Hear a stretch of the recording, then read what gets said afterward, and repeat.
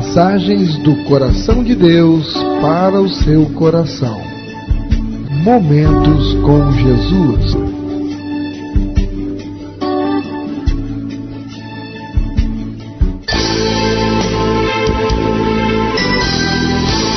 Igreja Batista Novo Horizonte. Um novo horizonte com Jesus em sua vida.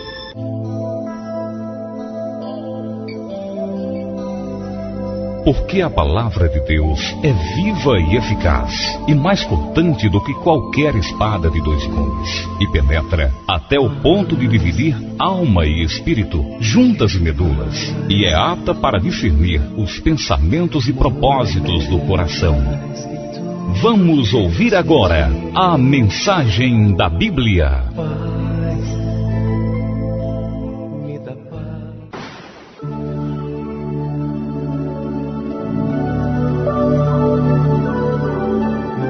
Eu saúdo a amada igreja com a gloriosa paz do Senhor, amém, boa noite. Vamos à mensagem da Bíblia. Eu convido os irmãos a abrir a sua Bíblia no livro de Atos dos Apóstolos, capítulo 9. Vamos trabalhar os versos do 1 ao 6. Atos dos Apóstolos, capítulo 9, os versos do 1 ao 6. Atos dos Apóstolos, capítulo 9, os versos do 1 ao 6, assim nos diz na santa e gloriosa palavra do Senhor.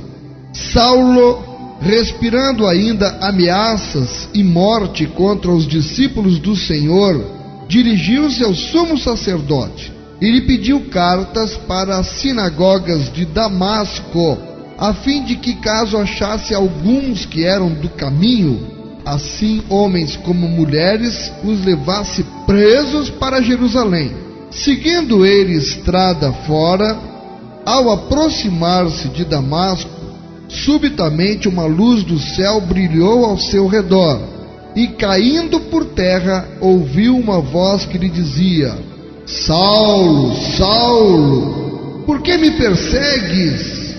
E ele perguntou: Quem és tu, Senhor? E a resposta foi: Eu sou Jesus, a quem tu persegues. Mas levanta-te e entra na cidade, onde te dirão o que te convém fazer. Louvado seja o nome do Senhor. Paizinho amado, Paizinho querido, nosso Deus, nosso Pai, muito obrigado, Senhor, por tua presença que se faz sentir em nosso meio, pelo teu Santo Espírito que aqui está nos guiar, pela tua palavra que temos à nossa frente, pelo teu povo que se chama pelo teu nome, pela mensagem que o Senhor vai nos trazer agora. Venha me usar, Pai, conforme a tua vontade, que é a minha vontade também. Que eu seja um instrumento em tuas mãos, usado pelo teu Espírito, Senhor, para falar ao teu povo as palavras do teu coração. Eu te oro e te agradeço, em nome de Jesus. Amém.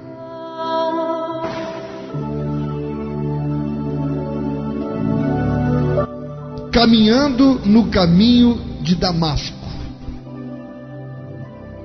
Eu, quando não era crente, eu era um perseguidor dos cristãos também, reservadas as proporções. Eu já contei isso aqui antes. Eu não suportava ver um culto campal. A vontade que eu tinha de meter o meu carro por cima daquele povo, da caixa de som. Se eu pudesse, eu entrava estraçalhando aquele povo. Eu nunca vou me esquecer. Eu fiz uma vez, a loja era uma loja de porte, lá no centro. Então nós precisávamos de uma funcionária. Tinha que aumentar o número de funcionários. Então muita gente vinha pedir emprego. E eu resolvi fazer uma seleção entre as candidatas. Muitas moças foram fazer esse teste. E eu selecionei algumas que saíram bem na prova escrita para fazer a entrevista. E a entrevista era eu quem faria. E de todas, a que mais se sobressaiu de uma forma impressionante foi uma moreninha, baixinha, pequenininha. Mas a menina, na minha avaliação, ela seria uma vendedora nota 10 para a loja. Muito preparada, desenrolada, capacitada. E eu estava gostando, ela tinha saído bem na prova escrita e eu estava gostando da entrevista. Até o momento em que ela pegou e me disse que era evangélica. Na mesma hora, no meu coração, se fechou uma porta de ferro e eu rejeitei a moça porque ela era evangélica. Eu não suportaria trabalhar com uma crente dentro da minha loja. Era perseguidor, né? No banco mesmo, Deus colocou no meu caminho, durante toda a minha carreira, pessoas evangélicas. E eu usava do meu cargo, da minha função, para perseguir, massacrar essas pessoas por causa de Cristo, por causa da religião deles. Perseguia mesmo. E teve um momento que não tem o joio e o trigo? Tem. Eu consegui pegar, estava tendo uma falcatrua lá no banco, isso foi em Delmiro Gouveia, Alagoas, e estava vendo um desfalque e eu não conseguia descobrir, era no meu setor, e estava sumindo dinheiro, e eu fui pesquisando daqui, dali, fui cercando daqui e de lá e consegui pegar. Quem estava desviando dinheiro era um crente, que era o que mais pregava dentro do banco. Toda hora eu pegava ele, ele parava de trabalhar, tirava a Bíblia da gaveta, abria, eu ficava revoltado com ele, que no horário de trabalho estava lendo a Bíblia, e aquilo vinha criando uma animosidade entre mim e ele. E quando eu peguei que o cara tinha roubado, aquilo para mim foi um trunfo, né? Como o cara pega aqui, peguei, crente, tá vendo? Os crentes como são, ladrão. Infelizmente, tem pessoas que mancham o evangelho. Então aquilo para mim foi uma vitória muito grande quando eu consegui pegar aquele rapaz. Bem, eu estou ilustrando o meu exemplo pessoal para ver que não é muito difícil você encontrar um perseguidor de cristãos. E logo nessa época que estamos vendo aqui em Atos dos Apóstolos, você vê que Paulo, ou Saulo, ele era um perseguidor dos cristãos. E ele estava investido de poder, inclusive para prender. E lá ia ele na estrada, no caminho de Damasco, pronto para prender os cristãos que ele encontrasse. A minha pergunta nesta noite: você acredita, você concorda, você crê que um homem que perseguiu e torturou cristãos, ele pode tornar-se também um cristão? Olha para mim. Pode. Haverá algo impossível para Deus, e é exatamente esses que Deus pega para mostrar a sua glória. Aquele que é o durão, que não se dobra, que não se curva, né? Que mais resiste. É esses que Deus está de olho. Você tem torturado cristão, tem perseguido cristão, esteja preparado, você está pertinho de se tornar um cristão. Você não acredita? Então espere para você ver o poder de Deus. Porque quando Deus ele quer, irmão, não há quem possa frustrar os planos do Senhor. E parece que o diabo sabe disso, desse chamado que Deus tem numa vida, e aí que ele coloca mais ódio no coração das pessoas contra os cristãos. Mas Deus deixa, como quem está soltando linha para um peixe, mas ele já está fisgado. Então me solta a linha. Na hora que Deus diz, agora basta, ele faz aqui, segura a carretilha, segura, não solta mais, ainda puxa. E o peixe que já estava achando que estava solto, que era dono da situação, o anzol do divino pescador, o anzol já estava fisgando. Até aqui ele vem. Deus é Deus. E isso aconteceu comigo, isso aconteceu com Saulo, e pode acontecer com você. Não é uma ameaça, é uma verdade. E eu louvo a Deus na minha vida por esta verdade. Agora, o que é que faz com que o perseguidor dê meia volta na sua vida e passe de perseguidor a ser perseguido? Como eu fui perseguido, e como ainda sou, e como ainda vou ser, com toda certeza. Mas eu não me importo mais. Paulo disse: traga em mim as marcas de Cristo. É lindo você poder reconhecer que traz em si as marcas de Cristo. E eu quero trazer em mim também as marcas de Cristo. Não importa, ele diz que Bem-aventurado nós somos quando perseguidos, quando injuriados somos por causa do seu nome. Mas a pergunta aqui é a seguinte: o que é que faz com que, no meio do caminho, o perseguidor dê meia volta, deixe de ser perseguidor e passe a ser perseguido? O que é que faz? Existe esperança, será, para alguém que blasfema o nome de Deus e odeia os que seguem a Jesus? Esta é a minha história, esta é a história de Saulo de Tarso, e esta pode ser a sua história. Será que você não está neste momento como Saulo estava, caminhando no caminho de Damasco? Será?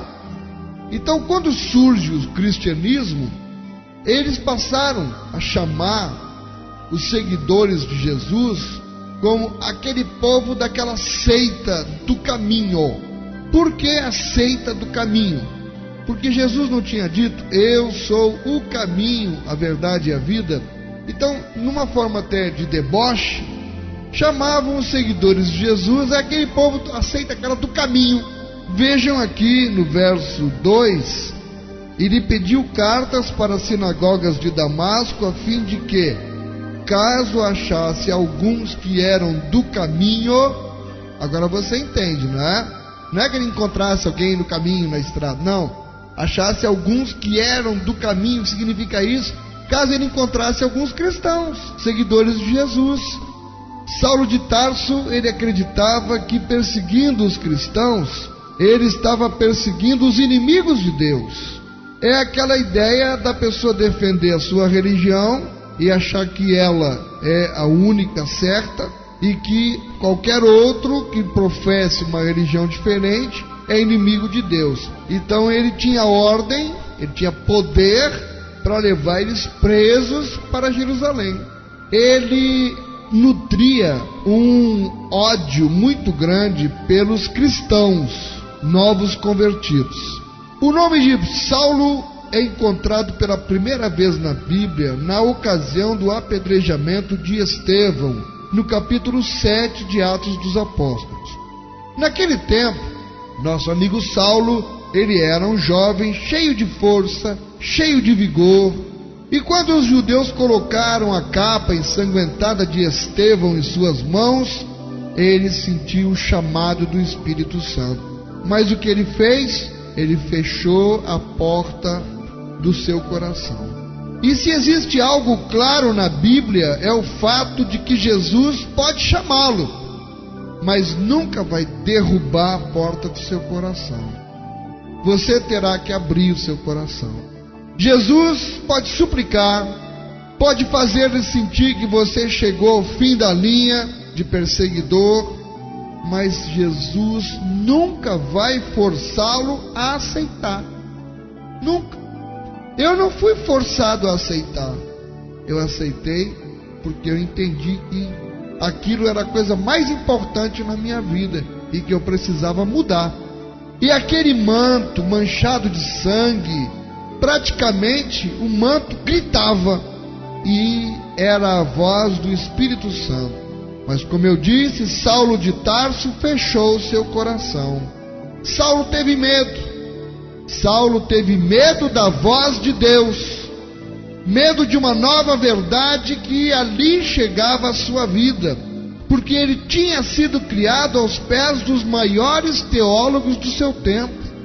Ele foi criado aos pés de Gamaliel, que era considerado um dos grandes mestres da época. Gamaliel, grande mestre da sinagoga, tinha sido seu professor. Saulo de Tarso vinha de uma família mista. Seu pai era romano, sua mãe era judia. Certamente ele herdou do pai o caráter dominador, que era então característico dos romanos daquela época. E da mãe ele herdou os conceitos religiosos do judaísmo, que haviam sido seguidos religiosamente por quem? Por seus avós, por seus bisavós, por seus tataravós. Entende? Saulo estava vivendo naquele momento a religião da sua família, que para ele, eu nasci nessa religião, vou morrer nessa religião, porque é a religião dos meus antepassados. Estavam todos errados, será? Essa pergunta, ela pesa na nossa mente em enquanto ainda não conhecemos a Jesus verdadeiramente. E Saulo abrigava todas as esperanças da sua família, da sociedade e também da igreja judaica. Será que ele deveria render-se a uma nova verdade que surgia com Jesus? Toda nova verdade provoca medo na nossa vida. Não é verdade? A gente tem medo. E uma nova verdade, quando somos confrontados, a nossa tendência é nos mantermos agarrados aos nossos conceitos antigos. Nós temos medo das mudanças. Quando alguém fica com medo, a reação instintiva é atacar. Por isso Saulo começou a atacar e a perseguir o povo de Deus. O texto bíblico nos diz que, veja aí, em Atos 9, do 1 ao 6, no capítulo 9, no verso 1, diz: Saulo, respirando ainda ameaças e morte contra os discípulos do Senhor, dirigiu-se ao sumo sacerdote e lhe pediu cartas para as sinagogas de Damasco, a fim de que, caso achasse alguns que eram do caminho, assim homens como as mulheres, os levassem presos para Jerusalém. Verso 1 e 2. Amado irmão, amada irmã, você está se defrontando na sua vida com alguma nova verdade? Algum amigo, quem sabe, está lhe falando da Bíblia, ou está estudando a Bíblia com você, ou tem lhe falado de Jesus de uma forma diferente do que você ouviu até então? Pela primeira vez os seus olhos estão se deparando com a palavra escrita de Deus, e de repente você sente que as verdades bíblicas que começa a conhecer estão aparentemente contra tudo aquilo que você acreditou até hoje? Será esta a sua dúvida? Será este o seu confronto íntimo? Eu estou lendo isso aqui, me parece ser a verdade, mas estou em conflito porque toda a minha vida eu escutei outra coisa. Será que você está se defrontando então com esta nova verdade? Será que essa nova verdade está contra a tradição dos seus pais, dos seus avós, dos seus bisavós, da igreja que você congregou até então? Você está com medo? Qual é a atitude do homem frente a uma nova verdade? Ele tem dois caminhos: ou ele aceita ou ele rejeita. Ninguém pode permanecer neutro. Ou você aceita ou você rejeita. Saulo não conseguiu abrir o seu coração. E o que ele fez? Então, ele perseguiu. Mas ele era um homem sincero, irmão. Ele acreditava naquilo que ele ouvia desde pequeno.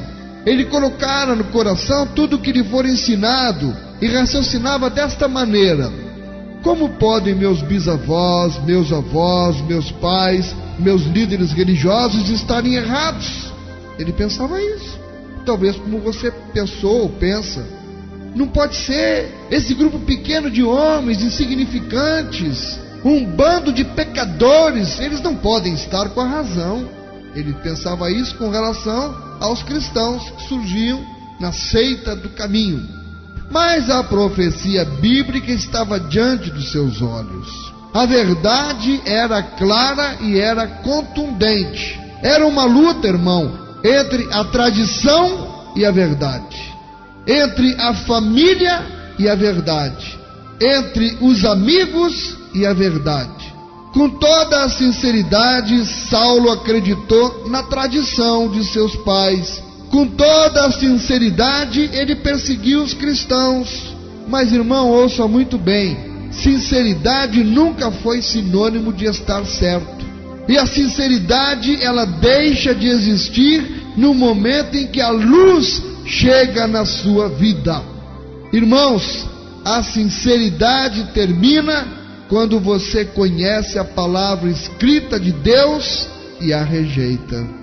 Aí não tem sinceridade, porque se você conheceu a palavra e agora começa a rejeitar, acabou a sua sinceridade. Você está rejeitando. De maneira suave e delicada, o Espírito de Deus mostrou a verdade a Saulo, mas ele não quis entender. O tempo passou e ele continuou perseguindo os cristãos. Um dia, quando estava a caminho de Damasco, Jesus decidiu chamá-lo de maneira mais drástica.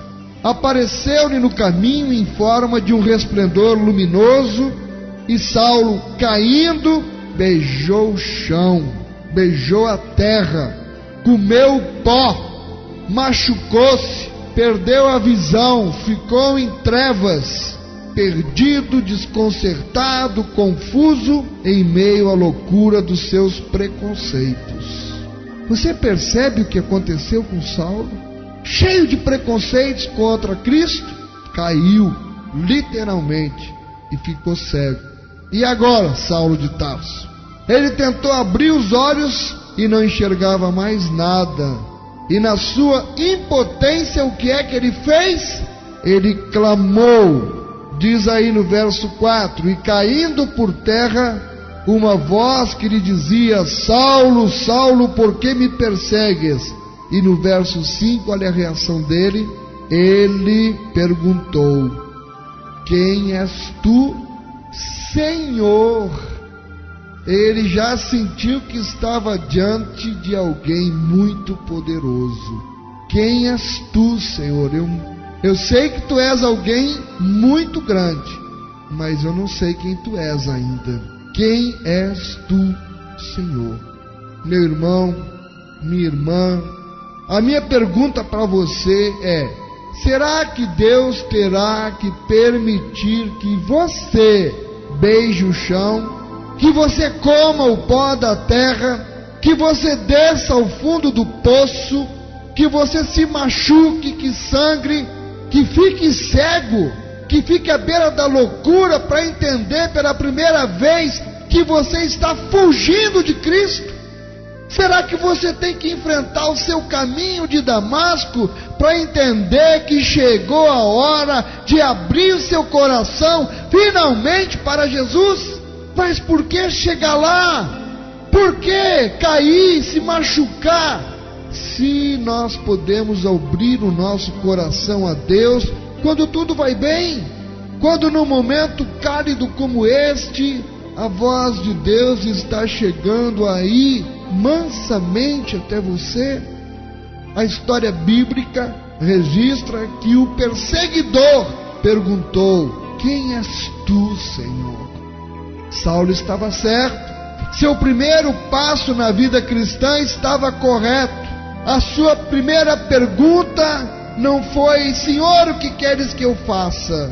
Mas: quem és tu, Senhor? E eu desperto a sua atenção para este detalhe. Sabe por quê, meu amado? Porque cristianismo não é somente fazer. Cristianismo é descobrir, em primeiro lugar, quem é Jesus. E aí, quando você descobrir quem é Jesus, você vai apaixonar-se por Ele e vai amá-lo com todo o seu coração. Vai viver uma vida de comunhão com esse maravilhoso quem. Percebe? Quem? Só depois que Jesus reproduzir o seu caráter em nossa vida, nós aprenderemos a fazer as coisas que devem ser feitas, os quês do cristianismo. Primeiro eu tenho que saber quem és tu, Senhor, para depois ver o que é que eu vou fazer. Não tenha medo, meu irmão, minha irmã, de tornar-se um cristão. Não pense no cristianismo como uma coleção de normas e proibições. A sua primeira inquietude não pode ser o que deve e o que não deve fazer. Esse tipo de cristianismo só trará angústia e desespero à sua vida. Infelizmente, nós nos defrontamos muito com isso em nosso meio. Não pode isso, não pode aquilo, não pode aquilo. E isso só traz angústia para as pessoas. Se você quer se tornar um cristão de verdade, pense na vida cristã como uma experiência de amor com Jesus. Você não precisa ter medo de Jesus. Você não precisa ter medo de entregar-se a Ele. Você não precisa ter medo de caminhar com Ele.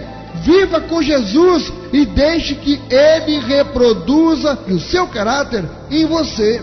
Existe gente sincera, apavorada por um tipo de cristianismo terrorista. Essas pessoas pensam: eu não posso tomar a minha decisão, porque eu não terei forças para viver o que os cristãos ensinam.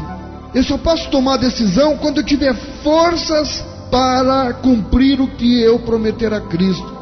Eu não posso tomar uma decisão porque eu sei que eu não vou poder cumprir. Outro, eu não posso tomar a decisão porque ainda estou vivendo uma vida errada. Outros dizem, ainda não chegou a minha hora. E qual é esta hora? Você sabe qual é esta hora? Você sabe se amanhã você vai estar aqui? Sabe, você tem que ir a Jesus do jeito que você está. Ele espera você do jeito que você está e com os braços abertos. Não espere você querer mudar pela força que tem em você, porque a gente só consegue se transformar pela força que vem do alto. E Ele transforma a mim e a você. Por isso a gente tem que chegar para Ele do jeito que a gente está, e Ele nos quer do jeito que nós estamos. Aliás, Ele veio para os doentes. Os sãos não precisam de médico. Leve os seus traumas, leve os seus complexos, leve a sua vida passada, os seus fracassos, as suas derrotas, não importa. Vá a Jesus levando a sua incapacidade, a sua impotência. Nele você será completo. Ele receberá você do jeito que você estiver. O abraçará, o amará, o limpará, arrancará da sua vida os trapos da imundícia e o cobrirá com o seu manto sagrado, com o seu manto de justiça, com o seu manto purificador. Ele transformará o seu caráter, esse caráter aí que já lhe criou tantos problemas, que já arruinou a vida de sua família de repente, que de repente já trouxe tanta infelicidade para o seu lar, que atormentou por muitos anos sua esposa, seus filhos e até você mesmo. Meu irmão, leve tudo a Jesus, apaixone-se por Ele, descubra o quem és tu, Senhor. Entregue-lhe a vida, e então você ouvirá a resposta que Saulo também ouviu. Qual foi a resposta? No verso 5, e a resposta foi: eu sou Jesus a quem tu persegues. Foi então que Saulo descobriu que ele não estava perseguindo um grupo de homens e mulheres indefesos. Ele estava perseguindo o próprio Senhor Jesus.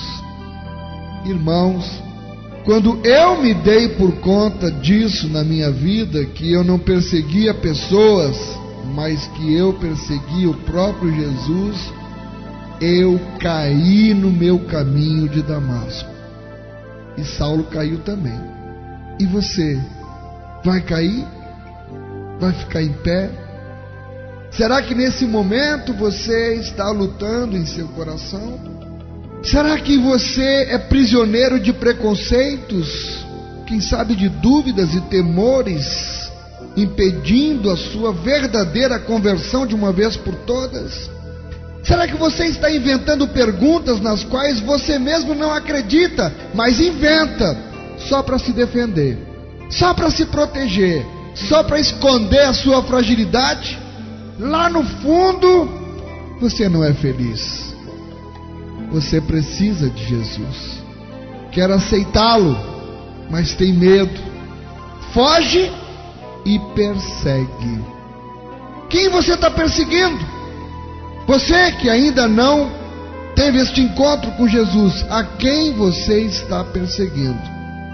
Talvez tenha gente como eu que perseguia minha própria esposa, porque ela seguia Jesus. Eu pensava que perseguia ela, mas eu estava perseguindo era Jesus. Você que está aqui, meu irmão, ouvindo agora esta mensagem, você pode, quem sabe, ser um marido cuja esposa durante anos e anos tem orado, tem suplicado e convidado você a conhecer a Jesus. E hoje, pela primeira vez, você realmente decidiu abrir seu coração e dizer: hoje eu vou para o culto. Eu quero ouvir o que é que Deus tem para mim. Eu não sabia que você estaria aqui, mas Jesus sabia, porque o convite veio dele. Foi ele que trouxe você aqui hoje. Irmão, saiba de algo: Você não tem lutado todo este tempo contra a sua esposa. Você não tem lutado todo este tempo contra os seus filhos ou contra os seus amigos. Você tem lutado contra Jesus. A sua guerra não é contra a igreja, não é contra esse pobre pastor. A sua guerra é contra Jesus. E esta é a sua grande oportunidade. Talvez este momento seja, como eu disse, o seu caminho de Damasco. Porventura estará você neste momento da sua vida caminhando no caminho de Damasco? Veja a instrução de Jesus a Saulo no verso 6.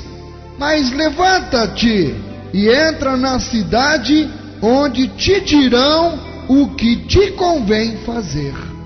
Talvez agora então você entenda como funciona a vida cristã. Primeiro descobre o quem do cristianismo e se apaixona por ele. Quem é o quem do cristianismo? Jesus.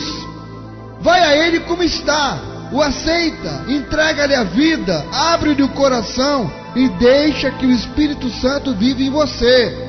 E depois que você se encontrou com Jesus, vem a ordem: levanta-te e entra na cidade onde te dirão o que te convém fazer.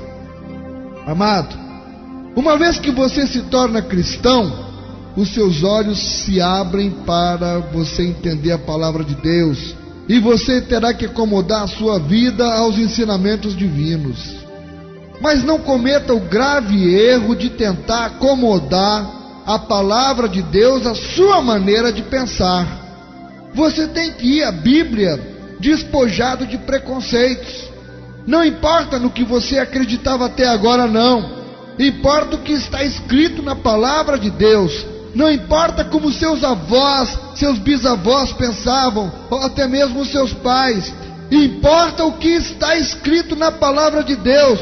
Não importa o que a sua igreja pensa. Importa o que está escrito na palavra de Deus.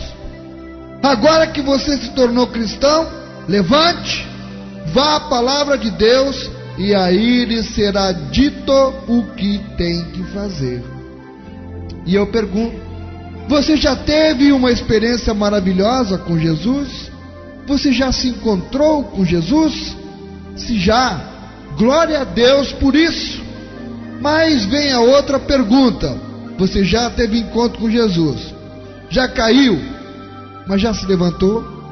Você já se levantou? Você já foi até a cidade, ou seja, até a palavra de Deus? Você já sabe o que lhe cumpre fazer? A vida cristã, meu irmão, não é somente ir a Jesus e ser perdoado para depois continuar vivendo a sua mediocridade no pecado. Vida cristã é ir a Jesus, ser perdoado e ao mesmo tempo ser transformado para uma vida vitoriosa. Senão não há sentido ir a Jesus, ou não haveria sentido. Ao longo da história, o cristão sempre correu um grande perigo: tornar-se um cristão nominal, um cristão de fachada, um cristão de emoção. Ó Senhor, eu louvo o teu nome, eu canto hinos para ti, glória a Deus, aleluia, sou salvo pela graça de Cristo, mas continua vivendo como vivia antes, amarrado à vida passada, amarrado aos fracassos e às derrotas. Não, querido. Salvação é perdão, mas ao mesmo tempo é transformação. Jesus o salva para você não continuar vivendo no pecado. Jesus o salva para você não continuar vivendo no fracasso. Jesus o salva para uma vida de obediência. Aleluia. Mas obediência é o quê? A palavra: levanta-te, vá para a Bíblia, ali será dito o que lhe convém fazer. E é por isso que não pode existir um cristão sem Bíblia. Você precisa adquirir um exemplar da Bíblia, um exemplar da palavra de Deus, e você precisa estudá-la sem preconceitos, deixando que o Espírito Santo ilumine a sua mente. O relato bíblico continua dizendo, no verso 7, os seus companheiros de viagem pararam emudecidos, ouvindo a voz, não vendo contudo ninguém. Impressionante isso. Os companheiros dele ouviram a voz, mas não viram o clarão, não viram a luminosidade que cegou Paulo. O chamado era só para Paulo naquele momento. Os seus amigos até ouviram a voz. Que coisa extraordinária! Saulo teve um encontro com Jesus a caminho de Damasco, mas os homens que estavam com ele não podiam ver ninguém. E evidente, se não viram ninguém, não entenderam nada do que se passava na vida e no coração de Saulo após aquele maravilhoso encontro com Jesus. Irmão, ninguém pode entender o que ocorre no coração de uma vida transformada. E é por isso que às vezes os seus queridos o machucam, caçoam da sua fé, riem daquilo que você acredita. Eles não conseguem ver o Cristo que apareceu em seu caminho. É por isso que eles não lhe entendem. Eles não conseguem enxergar o Cristo que você enxergou. Por isso eles não podem entender a paz que hoje você sente por ter aceitado a Jesus.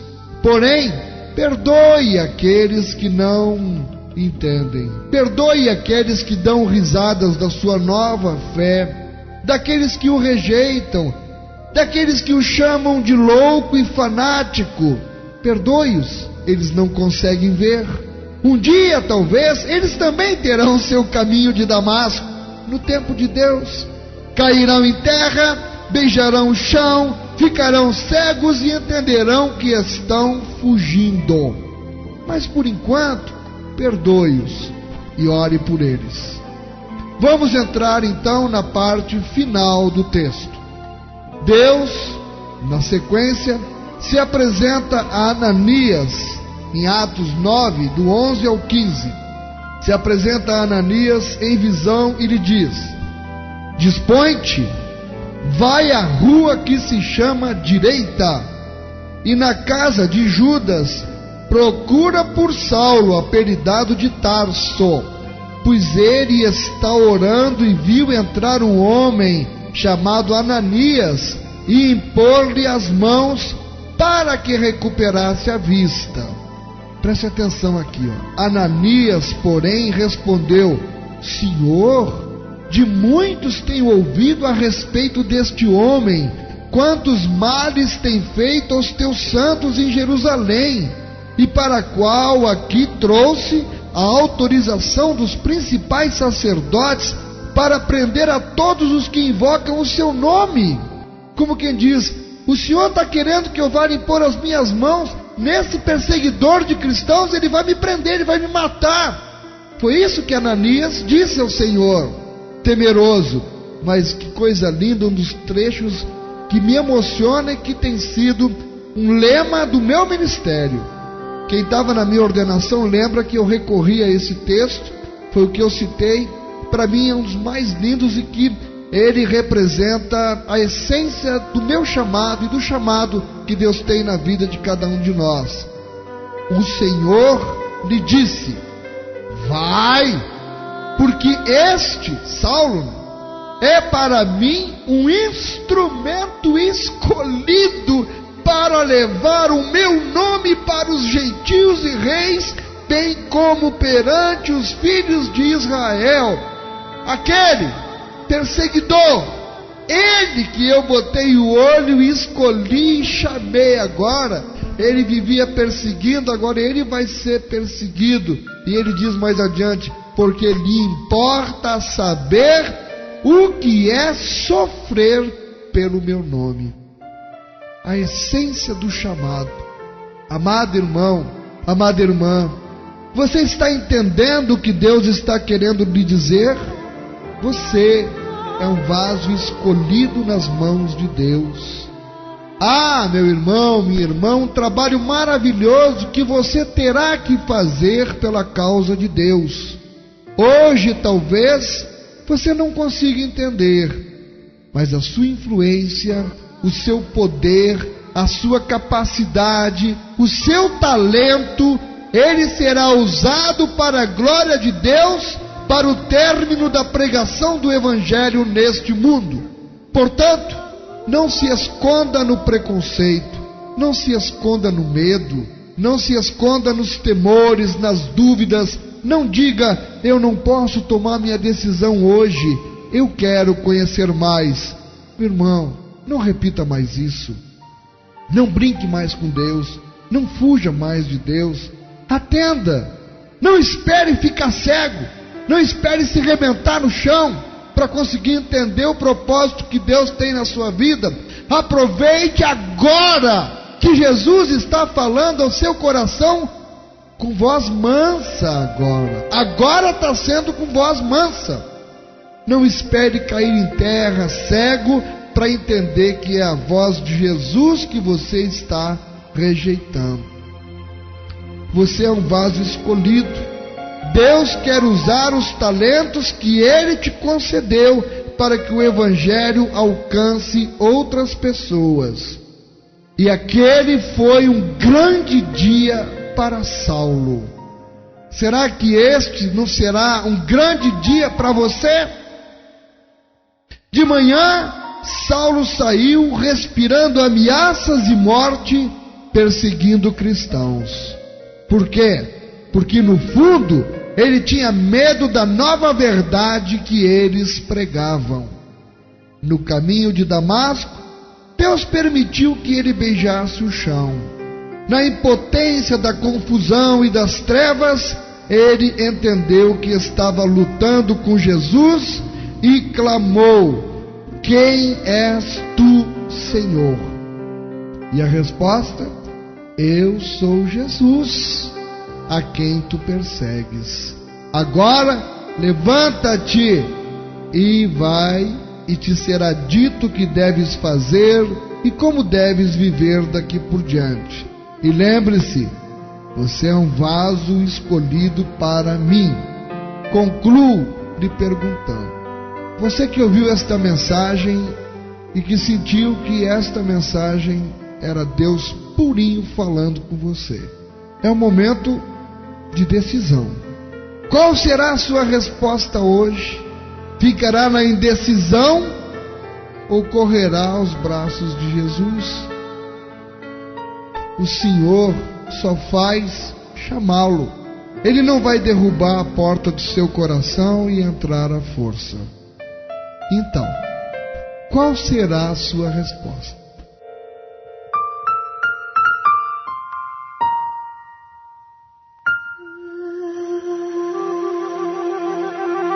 Igreja Batista Novo Horizonte. Um novo horizonte com Jesus em sua vida.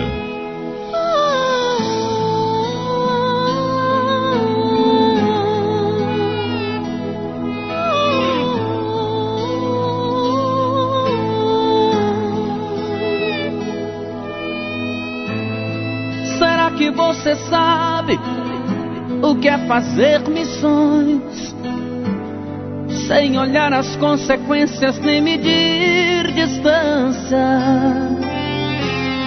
Pessoas sem Jesus morrendo aos milhões, enquanto você fica mudo e descansa. Será que você viu o jovem que nasceu e na adolescência a vida já perdeu?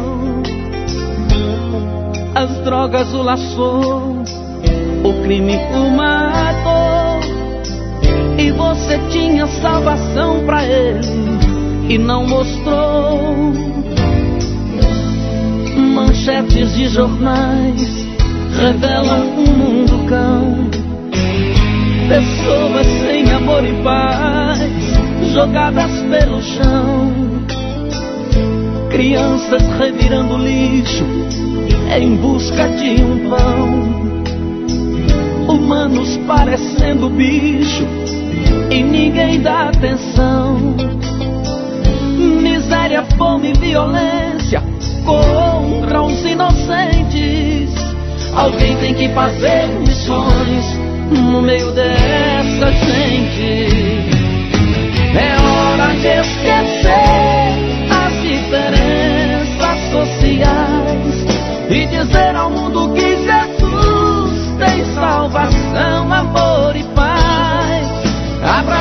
que nunca teve abraço, ajudar quem vive aos pedaços, libertar quem vive acorrentado pela opressão.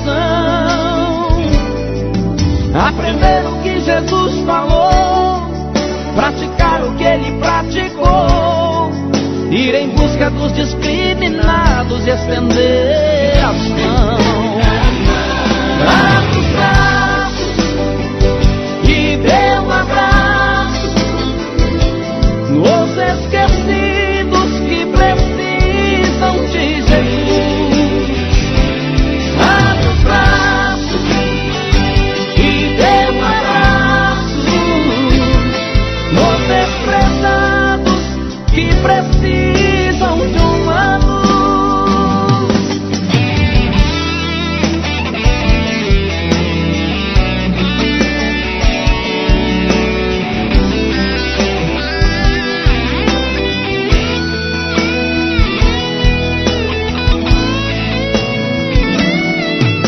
É hora de esquecer as diferenças sociais e dizer ao mundo que Jesus tem salvação, amor e paz.